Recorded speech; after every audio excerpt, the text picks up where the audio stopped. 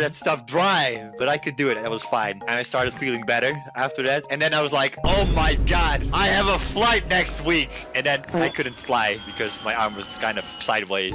What about the race? I couldn't continue the race. My arm Bruh. was shaped like an S. Now it's time to say my story. I also broke a bone. 2, actually. Back in the day when I used to go outside, I used to skateboard a lot, okay? Not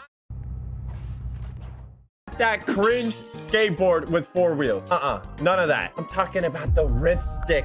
Nah, I had a ripstick. All you uncultured viewers, the ripstick is like the coolest trend back in the day. It was a skateboard that only had 2 wheels. One in the front, one in the back. Crazy, right? You must be asking, how the heck do you balance on 2 wheels? The trick was, as soon as you got onto the skateboard, you had to do this like little dance. You got to do the shot. As soon as you got on the skateboard, you had to do a little shava shava to get the board moving. And if you stopped dancing, you had no momentum, and boom, you would just fall flat on your face. Now that we're all educated, how does this have anything to do with breaking a bone? Well, me and the neighborhood gang, okay, we were rip-sticking down. Calm down. Calm down. We were rip-sticking down the streets, you know, doing normal kid stuff, scaring pedestrians, robbing houses, breaking down lemonade stands. In our neighborhood, there were a lot of these like biking paths, and they stretched on for like miles. You know, these like little paths that go woo, like through the houses and stuff. And we love rip sticking in these biking paths because there were like a lot of turns and hills that were a lot of fun. But it was like most importantly, so like we wouldn't get hit by cars and we didn't have to look left or right and die. So that was good. I see. However, there are different like skill levels in the biking path. So we were feeling adventurous. We never went past medium difficulties. So, you know, we felt like we were going to do the nightmare path. Just to put it in perspective, there's like 3 more stages of difficulty until the nightmare path. There was hard, extreme, extreme plus, then nightmare. So that means the path that we were just going to go on had a 70-degree drop. The turns were like sharper than like an ice cream cone. Okay, you know the bottom of an ice cream cone? Like, pew, pew. We arrived to the path, and for some reason, I was not frightened at all. And the reason was I was really stupid, all right? It wasn't because I was brave. I was just dumb. I volunteered to go first because my friends in the back started questioning if it was even a good idea. They were the smart ones in the situation. Without hesitation, I got on my ripstick and I started going down the path. I picked up speed really quickly. We were going boom, boom, boom, okay?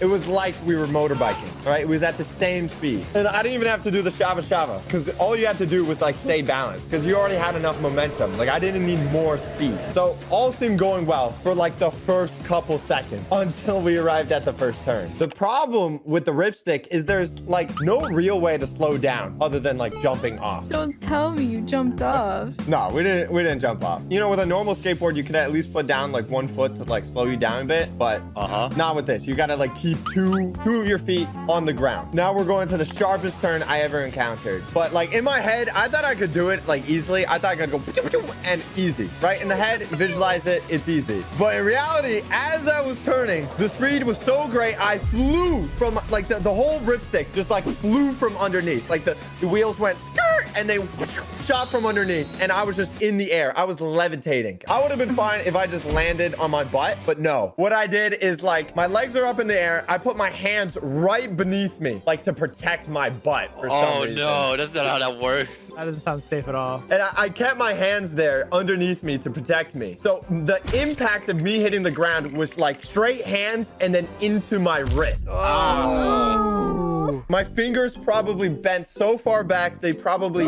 hit my own wrist. I mean, the good news is that I'm on the ground, right? I mean, the bad news is that I felt like this extreme sharp pain, like immediately right into my right wrist. But the thing was, like when I got up, unless I moved it, it didn't hurt. I know that sounds stupid, but at that time, I thought like, if I just leave my arm alone, it'll just heal itself. I kind of just got up and I didn't think it was broken because I was just like, shouldn't I be in constant pain right now if it was broken? But no, it didn't hurt if I didn't move it. So we just got back up on our ripsticks and kept on ripsticking. What about your and dad? I just had my arms out. Continues to do the shower. You couldn't stop ripstipping. I couldn't stop. But that's not the problem, all right? The problem was I went back home that day, still not knowing my right wrist was broken. So I go to bed. I'm like, I'm going to sleep this off. I'm going to feel better. Maybe I just pulled a muscle or something. I woke up the next morning. I need to take a piss. I go to open the door. I completely forgot what happened the day before. So I go to open the door with Don't my tell me. right hand, and I do that little twist. no. It's those twisty doors. Oh. Ah! It was the worst pain ever. I was literally holding back tears. And we're not even at the worst part because I still needed to use the restroom. So I changed my hands to the left hand so I could open the door. I have this habit that I always need a locked door. To lock doors, you have to press like this little button on the door handle, right? It's like this little button, like boop, boop, you know? Forgetting again. Like, I'm pretty sure I have dementia. Like, and forgetting my right hand was in pain. I went up to go lock it and I pressed the button with my right thumb. Wow, you're not so bright, are you? It wasn't even my right wrist. Turns out my right thumb was also broken. You broke your entire hand? And I had like this immediate shell shock because I pressed the button and my right wrist is broken. So you hear this little, and then it also sends the response back to your right wrist that is broken. Your phone is not supposed to make that sound. My whole body like vibrated. It's like you shocked it right. That like this. I met most of my friends online, and only one of them turned out to be a murderer in real life. You sure That's great. Like most people, due to us being quarantined before, I spent a lot more time online, which meant a lot more playing video games and spending a lot of time on this app called Discord. I usually spend all my time inside anyway, so it doesn't really matter.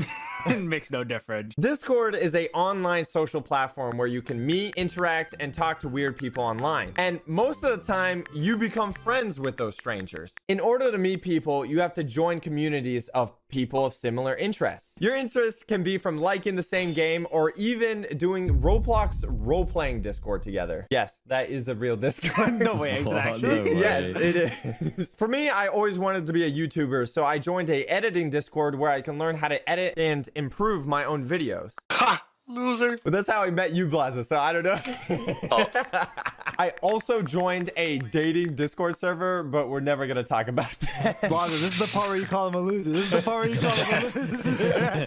That is way beyond loser. I met a lot of new people, but the two people I still talk to this day and met in real life were Fat Meme God and Mr. Blaza. Fat Meme God was that kid that your parents told you not to hang out with, so I didn't talk to him much yet. He's going to be kind of like a background character. Did you find him in the dating server? I mostly hanged out with Mr. Blaza because guess what? Me and him were both hired by Cypher PK as editors. Yeah, we were paid so well, like $50. Yes, we used to work for this absolute giga chad of a man before he fired us. Damn, got fired from your first job. Good. Wait, actually, that was my first job. We lasted maybe 2 weeks working with him because after that, he fired us, but rightfully. Our editing was bad. It wasn't that bad for the time, I guess. It was bad. The time. It was pretty Sounds like an excuse. That didn't stop me hanging out with Mr. Blaza, so we started talking more and more. The first thing I learned about Mr. Blaza is that he loves anime. I mean, loved it. It wasn't that He bad. loved it, man. He wouldn't send a message without 32 emojis of some random anime girl dancing. I thought it was funny. Yeah, okay, buddy. That's what they all say. I also realized that I've been talking to Blaza for weeks, but I didn't know if he was a boy or a girl. I was hoping he was a girl, so I asked him. I was wrong. Okay. Hoping he was going to finally talk to a woman. With that out of the way, we started talking more and more, and he even got me into anime, and I still watch that to this day, which is epic. Oh yeah, who's laughing now, huh? And then that turned us from editing for other people, and we actually turned that around to start our own YouTube journey, and we started recording together. We've been massively depressed ever since. But before I talk about the absolute shock of meeting Blaza for the first time, let me bring it back and talk about the other guys. Fat Meme God, TBH Honest, and Juice. Juice was an interesting fellow because he had more subscribers than me when I talked to him. I was a fan of his content. Oh my god, that what can honestly, I GC? say? Bow down to me right now. I'm joking. Sasha won a fanboy begging to be in Juice's private VC so I could talk to him. And I would see him in my Discord and I would just drag him up to my private room and we would talk for hours. Hey, yo, what are you talking about? Private room. Somehow I got into his private VC and I got invited to his Minecraft world and I blew up his base. Thanks. What a first impression. Jesus We Christ. became best friends ever since. Juicy's still looking for revenge. On the other hand, I didn't meet TBH Honest until much later. It was when everyone was playing Among Us. Oh, the good old times. The dark times.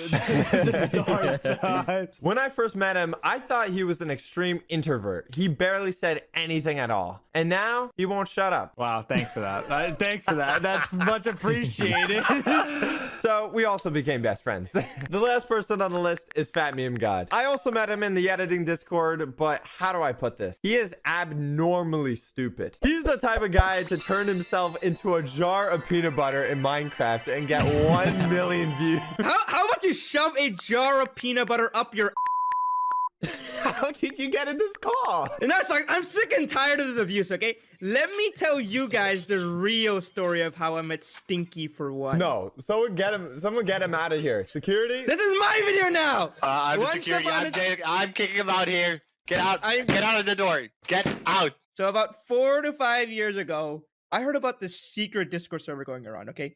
Where a bunch of editors were gonna get together and they were gonna make Fortnite the movie. Fortnite the movie? He was the Discord moderator, the person leading this Fortnite movie. Yeah, I was the Discord moderator. So yeah, my role in this movie was to make like a cool montage thing, like getting a bunch of kills and stuff. We were making Fortnite montages back then. And you know who my partner was? Who? Blaza. Me? Really? Yeah, bro, I don't hated remember this. Blaza back then. Man, what did I do? Blaza was the kid in like the group presentation who would dress up nice for the presentation, but did like absolutely no work. I did all the work. What are you talking about? Our job was to get like clips of killing people with pistols, and Blaza would just be playing some weird anime game. I don't want to talk about that. He was playing Osu. Oh, and I was good at Osu. So yeah, I pretty much just complained about it to Socks, and he was like, all right, I'll help you get some clips. I was being the nice Discord moderator there. See, I was helping you out. Yeah, and that's when we just started playing together, started calling every day from that point on. And now look at us,